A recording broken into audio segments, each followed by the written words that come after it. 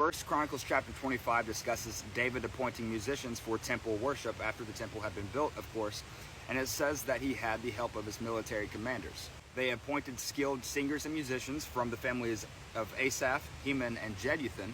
Those three men I just mentioned and their sons were appointed to be musicians and singers, again, for temple worship, but also to act as a form of prophetic expression. And they would use lyres, cymbals, and harps to do so.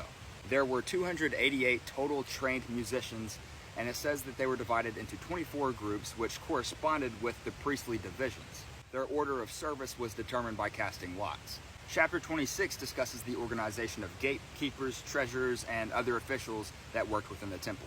The gatekeepers were drawn from two Levitical families, the Kohathites, as well as the Merarites. Each group was assigned to guard a specific gate of the temple, and their duties were again assigned by casting lots. This chapter also lists the Levites that were in charge of guarding the temple treasuries, which included dedicated gifts and offerings.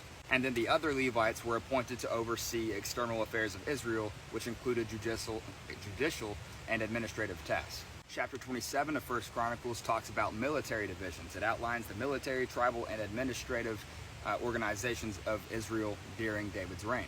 It lists the 12 divisions of King David's army, each of those divisions having 24,000 men, and each division serving 1 month per year. It lists the leaders of each of the 12 tribes of Israel, and then it lists David's royal administrators. These royal administrators are in charge of David's property, vineyards, agriculture, and livestock. This chapter also mentions that those who are not 20 years old or older are not included in the census because God had promised to make Israel as numerous as the dust of the earth, and if all the young men die, then they can't populate the earth and grow the nation of Israel.